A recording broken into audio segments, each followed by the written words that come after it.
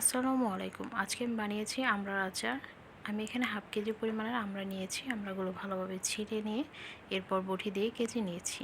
ইচ্ছে করলে এটা কাঁটা চামচ দিয়েও কেচানো যায়। এরপর আমি গরম পানির মধ্যে আমড়াগুলো ভাপিয়ে নিব। এখানে লবণ দিয়ে দিব 1 চামচ, আর হলুদের গুঁড়ো দেব হাফ চা চামচ, দিয়ে ভালোভাবে মিশিয়ে নিব। এরপর আমি এটা 5 মিনিট পর্যন্ত জাল করব। 5 মিনিট পর আমড়াগুলো আমি তুলে ফেলব। এরপর আমি প্যানের মধ্যে সরিষার তেল নিয়েছি 4 টেবিল চামচ, আর রসুন কুচি নিয়েছি হাফ চামচ, নিয়ে একটু হালকা ভেজে নিব। এরপর আমড়াগুলো দিয়ে 1 মিনিট পর্যন্ত আবার আমড়াগুলো ভেজে নেব। যদি মনে হয় আমড়াগুলো আস্ত না করে কেটে করবেন, তাহলে কেটেও করা যায়, সেম একইভাবে।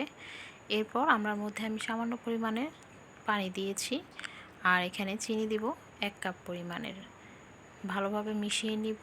এখানে চিনির পরিমাণটা কম বেশি করে নিতে পারেন। আমরা যদি বেশি টক থাকে তাহলে চিনির পরিমাণটা একটু বেশি থাকবে, আর যদি একটু মিষ্টি থাকে তাহলে চিনির পরিমাণটা কম হবে।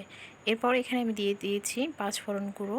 এই পর্যায়ে আমি চুলার আঁচটা একদম লোতে দিয়ে 10 মিনিট পর্যন্ত জাল করতে থাকবো, যেন শিরাটা আমড়ার ভিতরে ঢুকে। এটা কিন্তু পুরোপুরিভাবে আমি টেনে নেব না, শিরাটা একটু ভিজা ভিজা থাকবে। তখন আমি আমড়াটা নামিয়ে ফেলবো। ঝোলটা দেখতে পাচ্ছেন কিভাবে ঘন হয়েছে। এটা একদিন পরে মজা লাগবে।